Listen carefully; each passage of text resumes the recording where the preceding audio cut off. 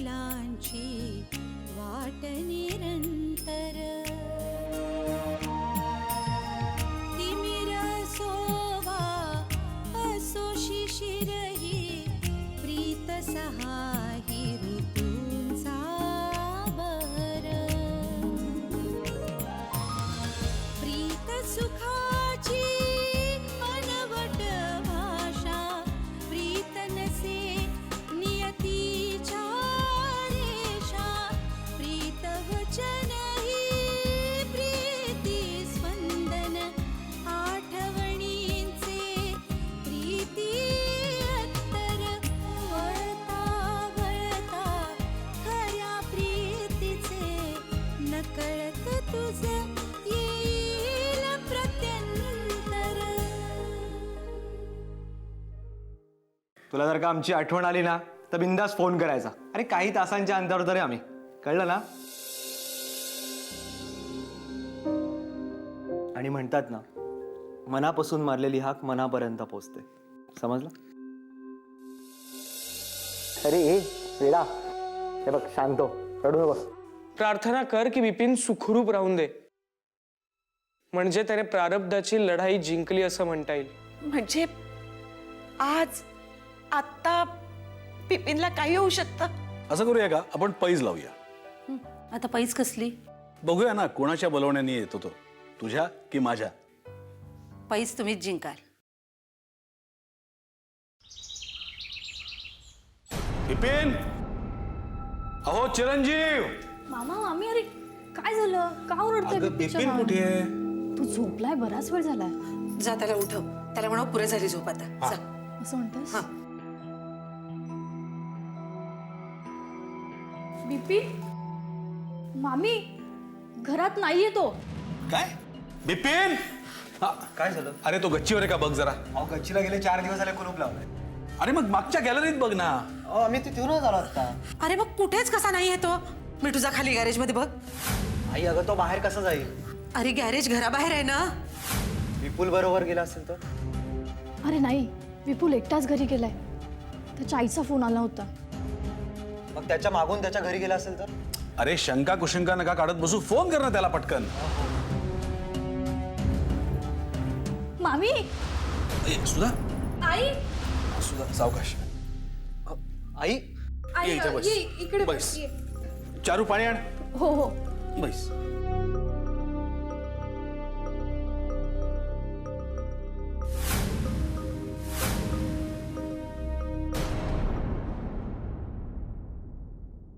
विपुल, gas संपलाय. नवीन cylinder जोडण्यासाठी तुला बोलावलंय मी. जरा जोडून दे ना रे. अरे माझ्या पोळ्या व्हायच्या आहेत अजून.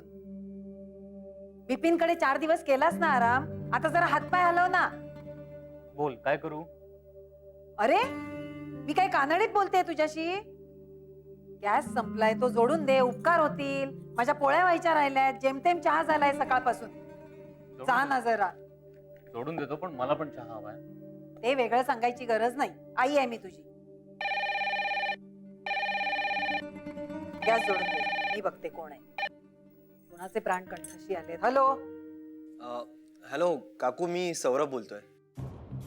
बोला. विपुल आहे का? तो गॅस लावून देतोय मला, आणि गॅस लावल्याशिवाय मी त्याला फोन देणार नाही. काय रे हे, तो आत्ता घरात आला आणि लगेच तुझा फोन. बरं आमचा बिपिन आलाय का तिथे? बिपिन? तो कशाला येईल इकडे? हॅलो सौरभ, काय झालंय? काय झालंय? तू गॅस लाव. मला फोन द्या. अरे हा सौरभ बोल.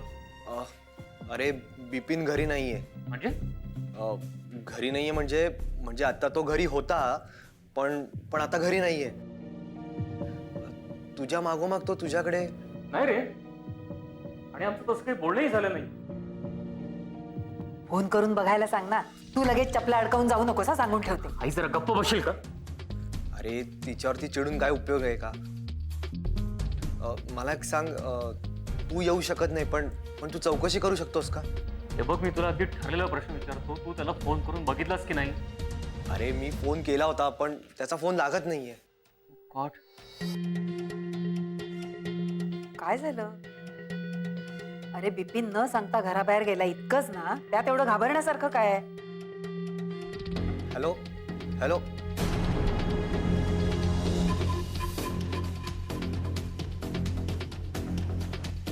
घाबरण्यासारखं नाही ग, पण तरी सुद्धा भीती वाटते. मग आता लगेच जायचं असेल ना तुला तिकडे? तू म्हणशील तर नाही जात. आणखी कोणाची शिव्याशाप लागायला नको.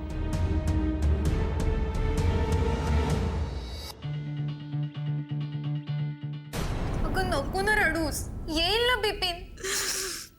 गेले 2 तास तू मला हेच सांगतेस, पण तो मुळात गेलाच का आणि कुठे गेला?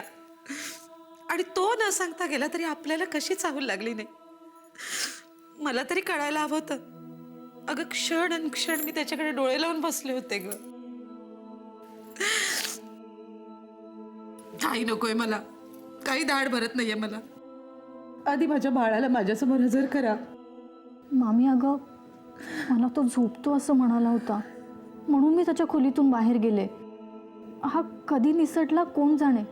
बरं, फक्त रद्दीवाला आला होता आपल्याकडे, तर मी त्याला म्हणाले बाबा तू उद्या ये, कारण तेवढा वेळही दार उघडं ठेवणं मला योग्य वाटलं नव्हतं. मग हा निसटला तरी कसा? आई, माझं ऐक, हे बघ, थोडंसं तरी सरबत पी ना, 2 घोट तरी पी. तू आधी बिपिनला फोन ला आणि त्याला माझ्याशी 2 शब्द बोलायला सांग. त्याच्याशिवाय माझं समाधान नाही होणार. अगं आई, मगाचपासून आम्ही तेच करतोय, पण तो फोन उचलेल तर ना. मिठू, परत एकदा लावून बघ ना, कदाचित उचलेल तो फोन.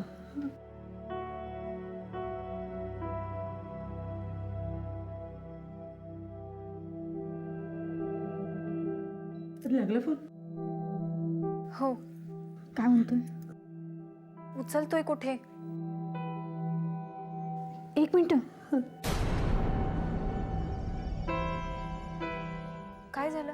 फोन इथेच वाजतोय, व्हायब्रेट होतोय.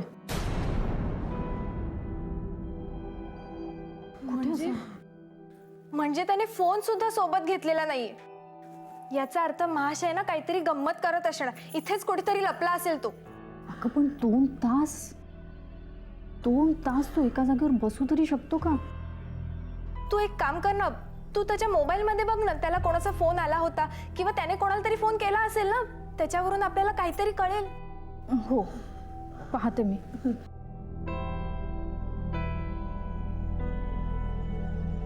मामी, त्याला नंदिताचा फोन आला होता. नंदिताचा? अरे देवा, म्हणजे तो नक्कीच नंदिताला भेटायला खाली उतरला. मिठू, आई रडू नकोस. नकळत तुझं येईल प्रत्यंतर.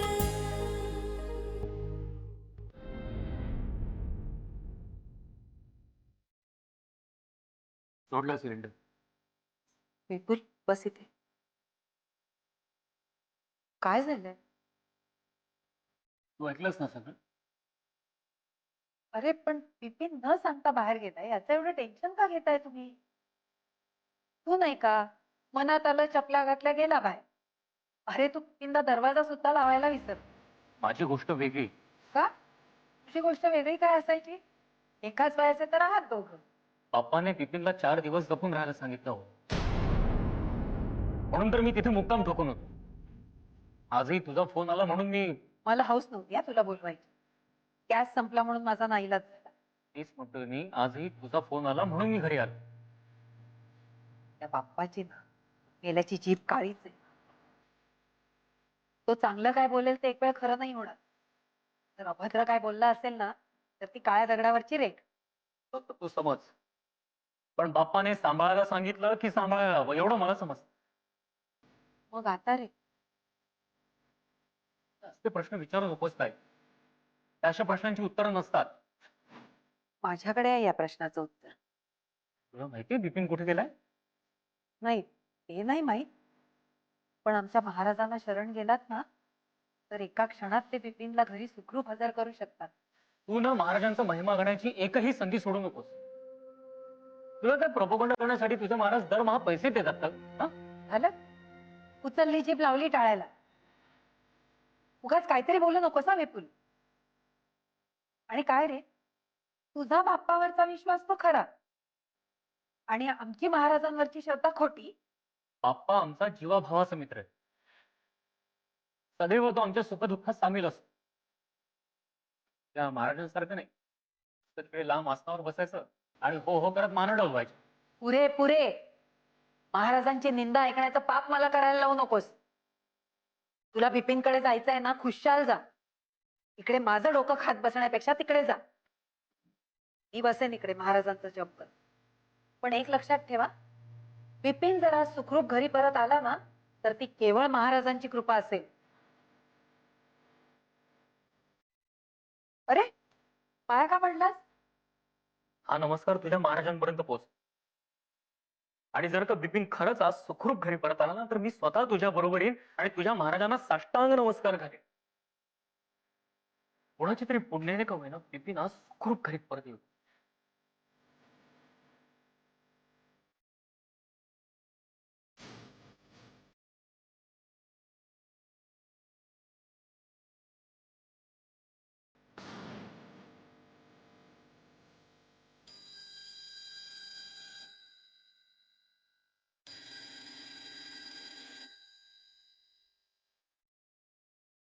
हॅलो मंदार, काय रे? अरे काय झालं? तुझा आवाज असा काय येतोय? बाप्पा आहे ना, पण पण मला सांग नक्की काय झालंय. हा काय? कधी? नाही रे, अरे त्याला घरातून बाहेर पडू नको म्हणून सांगितलं होतं ना, मग तो इथे कसा येईल? हा हा बरं बरं, मी बाप्पाला सांगते. हो हो. काय झालं आई? मंदारचा फोन आला होता. बिपिन घरात नाहीये म्हणत होता. म्हणजे? अरे तो घरातून बाहेर पडलाय, सगळे शोधतायत. पण अरे देवा. अगं पण त्याला बजावलं होतं ना की घराबाहेर पडू नकोस म्हणून. तरी तो घराबाहेर पडला. ह्याला काय अर्थ आहे आई? याचा अर्थ एकच, नियतीनं डाव साधला. तो निसटला आपल्या हातून.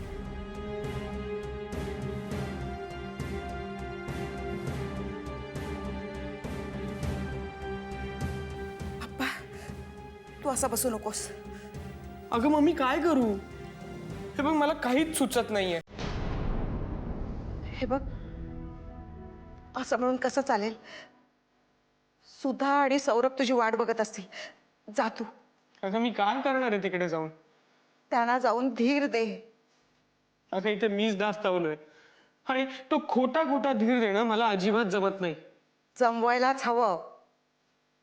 एकदा जबाबदारी घेतली ना तर नाही असं पळता येत. काहीच पळता येणार आहे मला. आता हे धास्ती माझा असाच पाठलाग करत राहणार आहे. तू असं सामान्य मुलासारखं कसं बोलतोयस? आई मी सामान्यच आहे. मग इतके दिवस साधनेत वेळ घालवला त्याचं काय?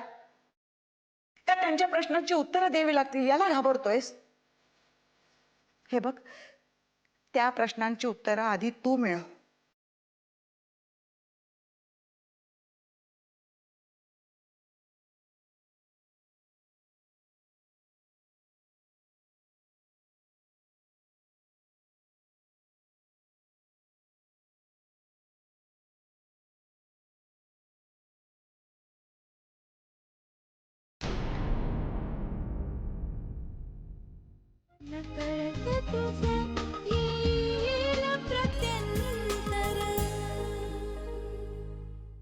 विनिता, काही हवंय का तुम्हाला? काही जेवण वगैरे मिळणार आहे की नाही? तुम्हाला जेवायचंय? हा काय प्रश्न झाला? मला वाटलं तुमचं पोट भरलं असेल म्हणून. किस खुशी में? आता कुणाची कशात खुशी असणार हे मला कसं कळणार? तू ना जरा मला कळेल असं बोल. आणि कळलं तरी मान्य करणार आहात तुम्ही? मान्य करायचं ते पण तुझ्या समोर का? खरंय, तुमच्या दृष्टीने मी फक्त तुमच्या मुलीची आई आहे म्हणून त्याच नात्याने सांगतेय, कालपासून बिपिन देसाई घरातून गायब आहे. काय म्हणायचंय तुला? काही गोष्टी न सांगताच कळतात, त्याप्रमाणे काही गोष्टी न बोलताच कळायला हव्यात. तुझा काय माझ्यावर संशय आहे? खात्री आहे माझी. माझी बायको असून माझ्यावर आरोप करतेस तू. नाईलाज आहे माझा. मी स्वतःला फक्त नंदूची आईच समजते. तुमचा मुजोरपणा मला माहीत होता, पण तुम्ही या थराला जाल असं मला वाटलं नव्हतं. खरं सांगा, काय केलं बिपिनचं? तुम्ही त्याला कुठे नेऊन टाकलं? तू स्वतःला फक्त नंदूची आई समजतेस ना? जरा काळजी घे तिची.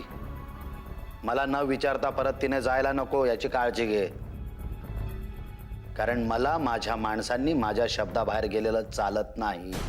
हे तुम्ही मला सांगण्यापेक्षा तुमच्या मुलीला सांगा. तुमच्या मुलीच्या अपराधाची शिक्षा तुम्ही दुसऱ्याच्या मुलाला दिलीत. चूक, गुन्हा, अपराध या अशा पायऱ्या चढता चढता तुम्ही पाप करायला धजावलात. पापाची शिक्षा नसते, पापाची किंमत मोजावी लागते. आणि दुसऱ्याच्या निरपराध मुलाला तुम्ही हानी पोचवलीत ना, त्याची काय किंमत मोजावी लागते ते बघूयाच. जेवणाचा बघ जा.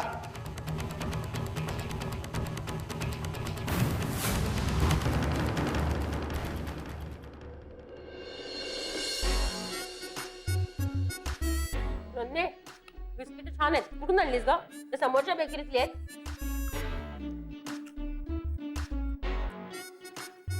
नन्हे, ए नन्हे, ए नन्हे, असं काय करतेस ग? काय फुटफुटतेस मगापासनं? अगं मी जप करते, तुला कळत नाहीये का? जप, आणि आता या वेळेला जप करायला काही काळ वेळ लागतो?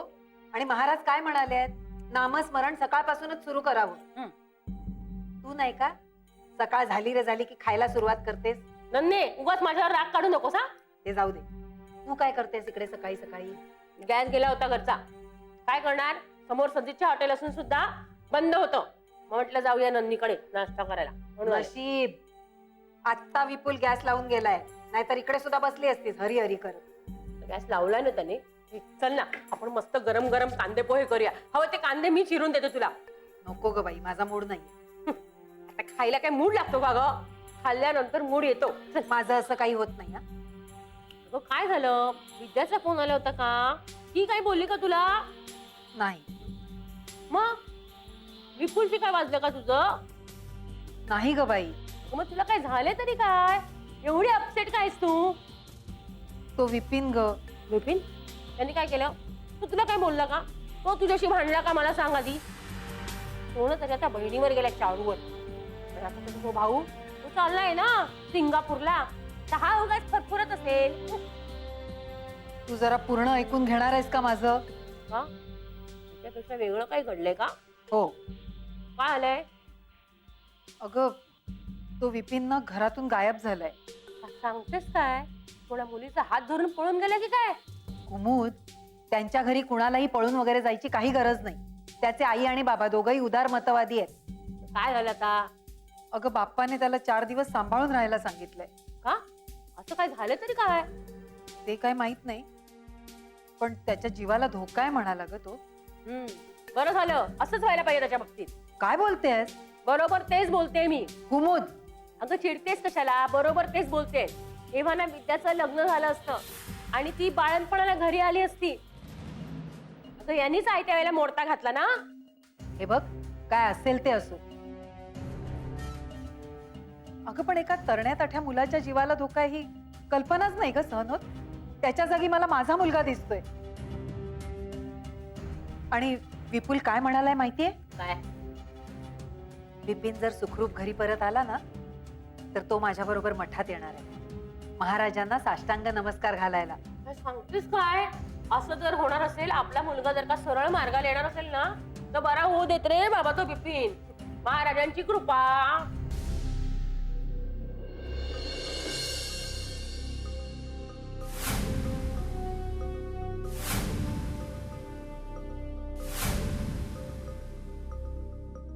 तुम्ही आत्ता कशा आलात? राहुल नाही म्हणून आले ग. म्हणजे नाही, कालपासून बिपिन घरातून बेपत्ता आहे असं कळल्यावर चैनच पडेना. पण तुम्हाला कसं कळलं? नाही, मंदारचा फोन आला होता, नंतर विपुलचाही फोन आला होता. मग नंदूने रडून घोळ घातला. तुम्हाला माहीत आहे की नाही कोण जाणे, पण काल नंदू तुमच्या घरापाशी आली होती. नाही तसं चुकलंच तिचं, पण जाण्या अगोदर तिला बिपिनला बघायची इच्छा झाली होती. जाण्याआधी म्हणजे कुठे निघाली आहे ती? ती कुठे जायला तयार आहे हो, पण हे ऐकायला तयार नाही आहेत ना. तिला जळगावला पाठवणार आहेत. अच्छा, म्हणजे बिपिन शेवटचं भेटला ते नंदितालाच. हो, पण अगदी 5च मिनिटं. ती म्हणाले की मी गाडीत बसले तोपर्यंत. नंतर काय त्याला वावटाळ घेऊन गेलं? काय प्रकार काय हा? काय नाही हो, तुमच्या मिस्टरांनी ही संधी साधली आहे, दुसरं काही नाही.